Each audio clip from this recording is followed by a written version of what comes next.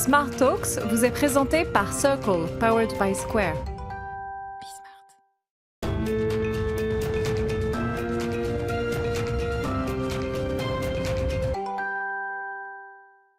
Bonjour à tous, ravi de vous retrouver pour ce nouveau numéro de Smart Talk, l'émission qui déshabille les entreprises à la rencontre des coulisses de leur stratégie avec Gus, le passionné de la stratégie. Il va poser ses questions. Comment ça va, Gus, aujourd'hui ? Écoute, pas mal. Bien. Très content. Et toi, tout va bien ? Moi, ça va bien parce que j'évoquais une émission qui déshabille les entreprises. Et aujourd'hui, je dirais que ça tombe à point nommé parce que nous accueillons la directrice générale d'Etam. Bonjour, Patricia Tranvoise. C'était pas un jeu de mots, c'était un peu fait exprès parce que on va parler de lingerie, on va parler de votre business, de votre stratégie. Il faut quand même préciser que c'est 5000 collaborateurs, le groupe Etam, avec des marques, Undies, Maison 123 et des participations dans Livy et dans IC. Vos journées sont bien occupées parce que là, juste après l'émission, si j'ai bien compris, vous allez choisir les maillots de bain pour la saison qui va arriver, donc c'est des moments importants. Comment vous regardez ce sujet de la lingerie, de la confection, du textile, Gus ? Comme dans toutes les grosses boîtes de FMCG, alors là, on ne peut pas dire que la lingerie soit vraiment une FMCG à proprement dit. FMCG, c'est Fast Moving Goods. Okay, donc c'est tout ce que tu achètes en supermarché. La lingerie peut s'y approcher sur certains aspects, mais il y a quand même un très gros shift qui est en train de se faire sur ce secteur-là, qui est la manière dont tu parles à ton consommateur. Et aujourd'hui, quand tu regardes les concurrents qu'il y a sur le marché, où tu as toutes sortes de petites marques qui poussent de partout, qui viennent te mordre un peu le mollet, et puis tu as des pure players qui arrivent par au-dessus. Toi, tu te retrouves un peu coincé là, entre les deux.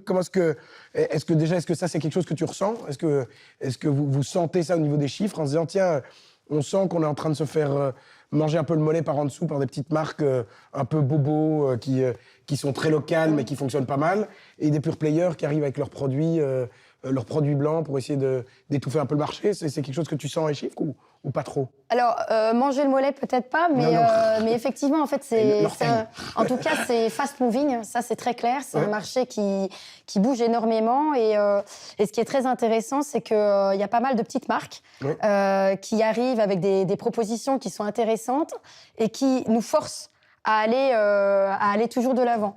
Après, quand je vous dis manger le mollet, pas tout à fait, parce que même en 2020, on a confirmé notre position de leader, on a continué à progresser très fortement. Donc je pense que c'est pas exactement ça, mais en revanche, c'est challenging. Tout à fait. Et ça bouge très fortement. Ça bouge aussi parce qu'il y a un renouveau de la mode complet autour de l'éco-responsabilité. On va en parler, c'est un élément important pour vous. L'éco-responsabilité, et puis de ce qu'est être belle ou beau, quoi. Il y a plusieurs sujets. Il y a le sujet de... avant, on achetait de la lingerie pour l'homme en face de soi. Maintenant, on achète de la lingerie pour soi. Donc, c'est un rapport au corps qui est très important. Tout à fait. Ça fait bouger aussi à cause de l'éco-responsabilité. Et puis, ça bouge aussi dans les attentes des clientes, qui sont très différentes il y a 10 ans. Avant, on attendait de la lingerie très structurée, très armaturée. Et aujourd'hui, on est dans une attente de sensations invisible, de rien bien-être sentir. Et douceur, Voilà, bien-être, douceur, confort. Tout ça fait que ça bouge énormément. Et du coup, pour retourner un peu sur ceux qui te mangent pas le mollet, mais qui te croquent un peu l'orteil, est-ce que... On a réduit, là. Mais quand tu regardes, par exemple, tu prends une industrie comme AB InBev, donc les brasseurs, ils sont leaders mondiaux, ils sont extrêmement bien installés. Ça n'empêche que les petites brasseries commencent à franchement les embêter, et ils sont dans une politique de rachat extrêmement importante. Est-ce que ça, c'est quelque chose que vous commencez à regarder en disant, tiens, il y a une petite marque sympa, je vais commencer à mettre dessus, parce que l'image de la grosse marque, et c'est un peu ça le challenge aussi dans les FMCG, c'est que c'est pas non seulement du fait que ces petites boîtes ont des choses innovantes et intéressantes à mettre en place, c'est que l'image qu'elles portent, c'est ça que le consommateur veut. C'est-à-dire que c'est quelque chose de petit, quoi. Alors, il y a effectivement, au niveau du groupe, on a cette stratégie de regarder les petites marques et de voir ce qu'on peut faire avec elles. Au niveau de la marque Etam, en fait, là, je vais lancer là, au mois de juillet une stratégie de marque invitée. Donc, donner de la visibilité à des jeunes marques sur notre site et dans nos magasins. Okay. Donc ça, on va commencer... Ils présentent leur gamme sur le site Etam. Voilà, qui vont présenter. Donc, on leur donne accès à un site qui a quand même 100 millions de visiteurs par an. Donc, c'est quelque chose de belle vitrine. Et en même temps, c'est un échange à chaque fois ensemble de... Il y a un vrai win-win sur le sujet. Juste un mot, on a commencé l'entretien sur la notion d'éco-responsabilité. Il y a un vrai sujet sur le textile, sur le gaspillage, sur ces vêtements fabriqués à l'autre bout du monde, qui coûtent finalement rien. Vous menez une réflexion sur le sujet, vous avez lancé WeCare. Et je suis allé sur le site, en préparant l'émission, j'ai découvert que vous faisiez des photos très brutes, montrer les usines, montrer les gens qui travaillent. C'est quoi l'esprit là? Quelle est la stratégie ça, derrière ces images? Alors, il y a trois gros volets en fait, dans la stratégie WeCare pour la marque Etam. On en a 7 en vrai, mais il y en a 3 qui sont vraiment prépondérants en ce moment. Il y en a un qui est vraiment sur la matière, donc dans le travail de la belle matière éco-responsable. Donc, en 2019, on avait 9% de matière éco-responsable dans nos collections. J'ai mis un coup d'accélérateur, donc en 2020, on est passé à 25%. Là, en fin 2021, on sera à 50%. Et je te challenge juste sur la partie éco-responsable. Ça veut dire quoi, Alors, éco-responsable? nous, on est assez strict. C'est-à-dire on est même très strict parce qu'on s'est engagé dans le Fashion Pact. Et on a donc ce label WeCare qui est plus strict que juste de dire on a de la matière bio. Ah, vous l'avez labellisé, c'est un label. Voilà, on a un label. Donc, c'est non seulement sur la matière, mais aussi sur la façon dont c'est produit. Bien sûr. Okay. Donc, c'est très strict et on s'est engagé à être à 80% en 2025. Ouais. Là, je pense que l'année prochaine, on sera déjà à... là, cette année, on est à 50, donc on va vraiment monter encore l'année prochaine. Et le label, des labels qui sont réellement portés au niveau étatique, est-ce que dans le textile, est-ce que c'est en train d'arriver? Parce qu'on a vu des choses par rapport à déjà dans les électroménagers à la base. Il y a pas mal de labels déjà. En fait, il y a beaucoup de labels. Aujourd'hui, il n'y en a qui ne sont pas pas un portés seul. par l'État, vraiment. Ouais, c'est vrai. Aujourd'hui, il n'y en a pas un seul qui donne le ton. Non, mais ils sont des labels de l'ordre du vin. Quand j'ai gagné la médaille d'or, ok, super, mais c'est toi qui te la donne. Donc, à quel niveau on a vraiment est-ce qu'il y a des labels vraiment solides qui sont en train d'être construits? Il y a des labels solides, mais qui ne sont pas encore tous soit reconnus, soit utilisés par tous. Donc là, on est dans un engagement. Nous, on a pris, je dirais, la base la plus compliquée. Ouais. Et notre label WeCare est un label très compliqué. Donc parfois, j'ai des produits, par exemple, ton label, bien c'est un éco-responsables. label C'est partagé. le label groupe qu'on a fait. C'est un label groupe. Et ok. parfois, on a des produits en éco-responsable, mais qui ne sont pas labellisés WeCare, parce qu'ils n'ont pas toutes les étapes du WeCare. Donc, Ok, parce que d'accord. c'est la matière, c'est la façon dont c'est produit, c'est tous les audits réalisés. Donc, je reviens sur votre question d'éco-responsabilité. Donc, il y a ce volet Et sur la stratégie que ça sous-tend. Voilà. La stratégie, c'est une stratégie de matière. Après, il y a une stratégie de recyclage qui est très importante. sûr. Et le recyclage, c'est sur 2 volets. Il y en a un qui est de créer des matières à partir de matières recyclées. Donc là, j'ai par exemple 60% de mes collections bains sont en matière recyclée. Ma plus grosse ligne en termes de votre propre corset... recyclage, on est d'accord? Oui. Et non, pas de notre propre recyclage, de matières recyclées. Que vous en récupérez, général. d'accord. Et on a des matières, par exemple, notre plus importante ligne de lingerie, de corsetterie, est aussi à base de dentelle recyclée. Donc nous, on a beaucoup travaillé la dentelle recyclée. Après, on a un autre volet sur... Juste sur le recyclage, est-ce qu'il y a un modèle économique qui tient la route, ou bien est-ce que c'est pour obtenir un label? C'est-à-dire, on a, en fait... Est-ce qu'aujourd'hui, c'est plus économique de faire des produits recyclés parce qu'on a commencé à avoir une chaîne qui tient la route, ou bien on le fait pour faire plaisir aux consommateurs et à un moment, il faut s'y retrouver dans le prix en bas sur la top line? Alors, on ne le fait pas pour faire plaisir aux consommateurs, on le fait parce que c'est mis au cœur de notre stratégie et c'est au cœur du réacteur. Et pour moi, on est une marque de lingerie qui a un impact positif sur la société. C'est plus contraignant, Patricia? Mais par contre, c'est beaucoup plus contraignant. Ouais. En revanche, on ne gagne pas plus d'argent. Très clairement, on en perd un peu, parce qu'un produit qui est fait sous le label WeCare est plus cher, nous coûte plus qu'un produit qui n'est pas encore WeCare. En revanche, on travaille année après année pour améliorer d'autres parties de la chaîne de production et ainsi réduire, retrouver une équation économique. Mais c'est pas aujourd'hui, ça nous coûte de l'argent. Non, tout à fait. De même que là, en termes de recyclage, j'ai aussi mis en place, avec toute l'équipe, le recyclage des soutiens-gorge dans nos magasins. Donc, on vient de mettre en place 350 bornes dans 350 magasins pour déposer des soutiens-gorge. Parce que le soutien-gorge est une pièce difficile à recycler, puisqu'il y a des armatures, il y a des crochets, il y a du métal. Et ces bornes, on espère là... ce qui est intéressant, c'est que comme on a beaucoup de magasins, on a un impact assez fort et assez rapide. Donc, on l'a mis en place juste après la réouverture du confinement. Et j'espère, là, dans l'année, avoir recyclé 100 000 soutien-gorge. C'est ça. Voilà, donc et ça nous coûte de l'argent. Mais c'est important pour... Mais le consommateur y est sensible. Excusez-moi, en magasin... Je pense que les consommateurs, ils sont sensibles. Et puis, c'est en fait... moi, je dis qu'on est, on est vraiment une marque qui veut avoir un impact positif sur la société. On ne peut pas aujourd'hui dire ça et en même temps être déconnecté. Et en même temps, ça nous force à repenser tout notre circuit de fabrication, de repenser notre supply chain. Mais à partir du moment où vous êtes un peu les best in class dans le textile par rapport à ça, de ce que j'entends, vous avez l'air d'être assez en avance par rapport à d'autres. On est assez en avance, oui. Il y a vraiment un intérêt à ce que les autres soient, entre guillemets, fassent comme vous, parce que pour vous, ça vous coûte plus cher. Eux ne jouent pas dans la même cour. Et donc, est-ce que vous prenez un peu le lead de ce type de label pour que tout le monde joue avec les mêmes règles du jeu ou pas vraiment? Alors, je pense que ce serait prétentieux ou présomptueux de ma part de dire on prend le lead sur ce label. Nous, non, mais c'est pousser le marché à faire. Quoi. Oui, non, ce qu'on fait, c'est qu'on s'est mis dans le Fashion Pact. Donc, on n'est pas tout seul, on est ensemble pour pousser cette éco-responsabilité. Par exemple, en septembre de l'année dernière, on a aussi fait toute une étude sur, je pense que vous avez entendu parler de la consultation citoyenne sur une mode plus responsable. Absolument. On n'était pas seuls. Donc en fait, je pense que vous avez raison. Plus on est ensemble pour pousser cette économie éco-responsable, c'est une transformation de longue haleine. Voilà, après nous, on a des volumes. On a 750 magasins dans le monde, 430 en France. Donc on a un volume. Dès qu'on fait quelque chose, ça a tout de suite un vrai impact. C'est un vrai impact. Juste d'un mot quand même, parce que je ne l'ai pas dit en introduction. C'est quand même une sacrée aventure, Etam. 1910, c'est le premier magasin à Berlin. 65, je trouvais ça incroyable. En France, c'est le premier riasseur automatique en flux tendu en 65. Vous faites des collections. Vous êtes d'abord sur tout ce qui est évidemment sous-vêtements pour les femmes, on l'évoque.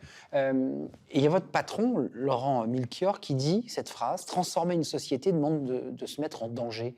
Tout le temps. Qu'est-ce qu'il dit? Qu'est-ce que ça dit de la stratégie? Quand on se met en danger, ça veut dire qu'on est en permanence en train de se transformer, d'avancer? Oui, en fait, se mettre en danger, il a entièrement raison.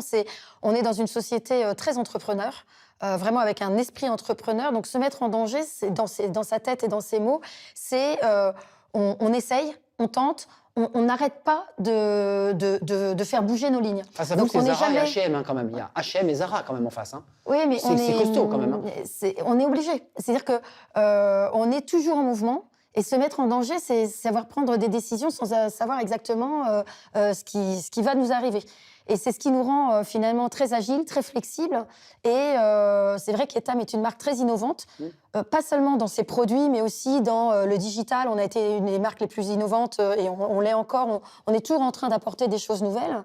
Et c'est ça, se mettre en danger dans son esprit, ça veut dire ça. Et on est tous pareils dans le groupe et à la marque.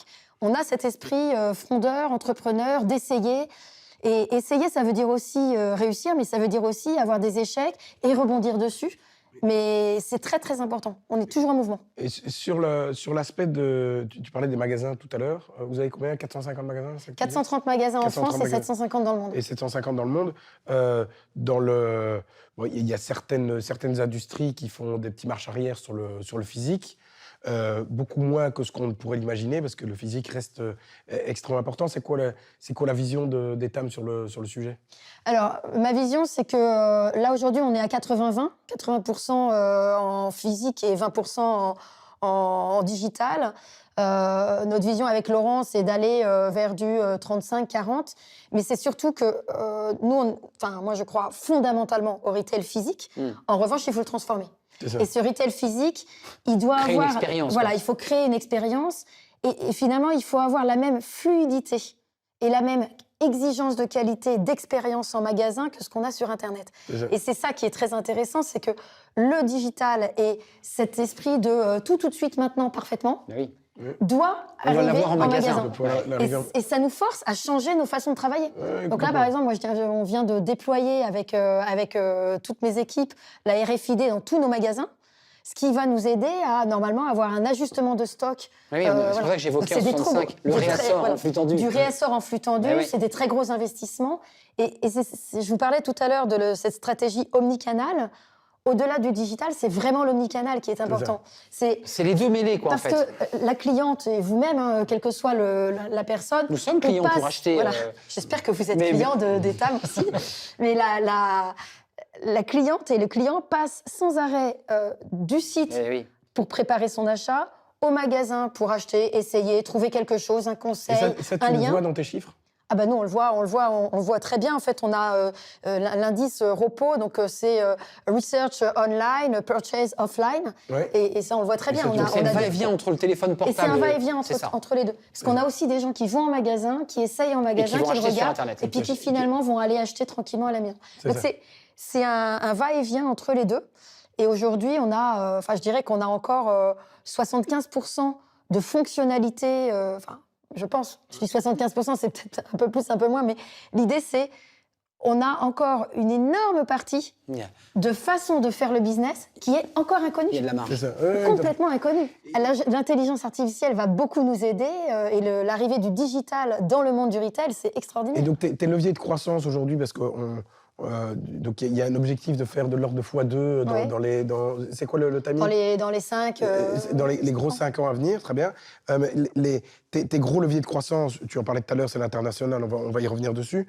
Est-ce que tu as des sujets de croissance qui sont autres que juste se dire je vais ouvrir un nouveau pays, mais je vais déployer un nouveau service, un nouveau business model, une nouvelle typologie de produits, parce qu'en fait, je me sens légitime à plus faire de la lingerie, mais commencer à faire des baskets, je dis n'importe quoi. Mais est-ce que déjà stratégiquement, vous avez une vision de se dire, OK, voilà mes quelques gros leviers de croissance, c'est là que je vais aller investir? Je vais vous embaucher. Non, vous allez vous revoir, c'est sûr. Oui, les gros leviers de croissance. Alors, il y en a un premier qui est...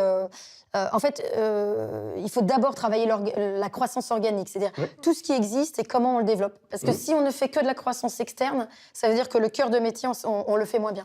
Donc, la croissance organique, elle viendra de l'amélioration encore et encore et encore de l'offre. Donc, ça passe par tout ce volet éco-responsable.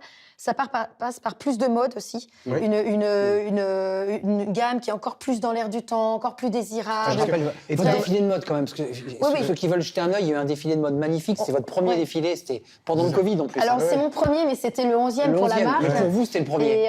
Et on en a un, donc je vous donne rendez-vous à tous le 4 octobre. Donc, on continue cette aventure des live shows. Ça sera où? Ça, je ne le dis pas. C'est secret. Je savais que c'était secret. Mais il y a le levier qui est sur l'offre. Et là, on a pas mal de nouvelles catégories à aller développer. Il y a d'abord une catégorie pour des... alors, je vais rentrer dans la technique, hein, mais pardonnez-moi.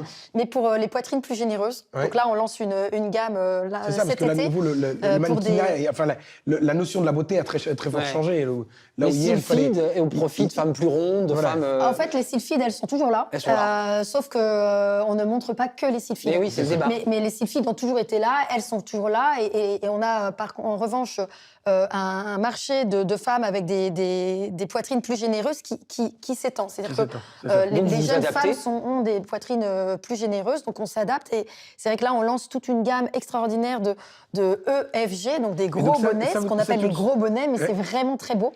Et avec donc ça, tu sors des chiffres très élégant. Et c'est-à-dire que tu sens le surpoids dans la population parce qu'aujourd'hui, tu as quand même une évolution de morphologie. J'appellerais pas ça surpoids. En fait, c'est vraiment une évolution de morphologie. Le corps change. Les jeunes grandissent, les jeunes sont plus grands, les corps sont plus généreux. Non, mais tout à fait, pour ne pas rentrer dans un débat qui est dangereux, mais c'est la notion de surpoids, elle est mondiale. Donc ça, c'est pas, sont des chiffres. Est-ce que ça sont des publics sur lesquels vous essayez aussi, c'est-à-dire que ton public de base est assez classique et tu dis ok, maintenant je vais essayer d'élargir un peu la fourchette ou pas spécialement? Alors pas exactement. C'est-à-dire que j'ai pas de public de base. En fait, la marque Etam, elle a une chance extraordinaire, c'est qu'on parle vraiment à aux femmes de 20 ans comme aux femmes de 50 et on a une variété d'offres. d'offres. Pas une tranche de population 10, plus... 10, 10, 10, Non, 10, 10, 10. Non, c'est avec vraiment vos très, marques, très vous touchez tout le monde, impressionnant. finalement. C'est très impressionnant. Okay. J'ai rarement vu une marque aussi puissante, aussi près de ses clientes. Ouais. Donc, j'ai pas, comme vous dites, un public de base. Je trouve que c'est pas très heureuse. En fait, je non, pense mais après, que tu vois, une marque peut porter une certaine image qui se focus sur un public spécifique. Mais en l'occurrence, la marque Etam, c'est le contraire. C'est-à-dire que aujourd'hui, l'inclusivité, c'est à la mode. Mais il faut savoir qu'Etam a toujours été inclusif depuis le début. Donc, pour nous, c'est pas la mode. On avait commencé bien avant tout le monde à mettre des mannequins qui n'étaient pas des tailles 34 sur le podium. Si vous regardez la campagne de publicité d'il y a 3 ans, on était déjà avec des femmes de toutes les morphologies. La différence là, c'est que nous, la gamme par exemple dont je vous parle, qui est très importante, c'est que c'est une avancée technologique. C'est pas seulement, tiens, on va faire des bonnets F. Ça, vous on ne le fait répondez depuis pas à longtemps. un cahier des charges. Il y a quelque chose d'autre là. En fait, le fait de proposer des bonnets E et F à toutes les femmes, on le fait depuis très longtemps. On l'a toujours fait. Là, on propose une gamme pour les bonnets E, F, G, donc un peu plus loin, mais surtout une gamme avec des produits qui sont sans armature, qui est la demande des femmes d'aujourd'hui. Parce que ça fait mal, on peut le dire. Non, ça fait pas mal, mais il y a une demande. Aujourd'hui, il y a une... Plus de métal, plus de douleur le sur métal ne fait pas mal du tout. Ah, je me fais discuter, oui. Parce que nous, on n'est pas consommateurs de ces bonnets EFG. Il se pose en expert et pam, pam. Le métal ne fait pas mal, mais il y a des femmes qui aiment les armatures. Aujourd'hui, la mode est au sans armature et surtout, la mode est à ce qu'on appelle le no-bras, c'est-à-dire cette sensation de ne rien porter. Et donc, cette sensation de ne rien porter, elle passe par des nouvelles matières et des nouvelles techniques. Je vais passer au-delà de la technique, mais vous imaginez que pour tenir un sein un peu volumineux sans donc il y a un travail de R&D incroyable. Il y a un travail de R&D qui est très fort. Et c'est ça qui est impressionnant. C'est quoi, c'est la matière? On fait voilà, quoi, donc là, nous, on travaille sur des matières qui sont stretch, qui ne soutiennent plus, mais qui maintiennent. Et c'est ça qui est très intéressant et qui apporte une valeur ajoutée très forte. Voilà, donc c'est le fait de proposer des gammes E, F, on l'avait depuis longtemps. Ça, c'est classique. C'est presque classique. Mais le fait de proposer de la dentelle extensible, sans armature, à des bonnets généreux, donc voilà, ça c'est un élément de réponse sur la croissance organique. Le deuxième élément de croissance, c'est l'expérience qu'on donne en magasin et le déploiement du digital. Ça, c'est extrêmement important. On a encore beaucoup de travail à faire, et notamment sur la disponibilité du stock. 20% de ton chiffre est en digital, c'est ça? Ouais, on a fait un x2 l'année dernière. C'est pas grand-chose par rapport à d'autres acteurs. C'est pas encore. Mais la lingerie, ça s'essaye. Donc en fait, c'est bien le problème. Donc là, c'est toute une réflexion. C'est comment, sur le digital, on arrive à faire en sorte que les femmes puissent essayer. Mais le luxe a dit la même chose, que le luxe, ça pouvait pas se faire en online parce qu'il fallait le toucher, que c'était toute l'expérience. Moi, je crois qu'on peut le faire. Mais au final, le luxe, ça fait des chiffres en digital qui sont faramineux. Ce que nous dit Patricia, il faut quand même parfois aller essayer toucher le tissu en magasin et comme vous dites, on rentre chez soi et calmement, on achète le produit. Oui, mais moi, je crois qu'on peut développer les ventes online, mais en proposant des nouvelles façons d'acheter, d'essayer, voilà. Patricia, et puis le dernier volet, c'est l'international, effectivement. Voilà, j'allais y venir. Il nous reste peu de temps, mais il y a l'international, votre développement international, aller conquérir de nouveaux marchés. Et puis, il y a les produits qui sont faits en France. Oui. D'un petit mot, je sais qu'il y a encore une usine à Lille, il y a encore des salariés à Lille qui travaillent pour Etam. Le textile, il n'y a plus d'entreprises, mais vous en avez encore. Ça, c'est intéressant, ça aussi. Alors, ce que nous avons à Mouveau, ce n'est pas une usine, c'est un atelier de couture. Le mot est impropre. Donc, c'est un atelier de couture et surtout notre tech center. Donc, tous nos produits sont développés, créés, imaginés par cette fabuleuse équipe du Tech Center qui est à Mouveau.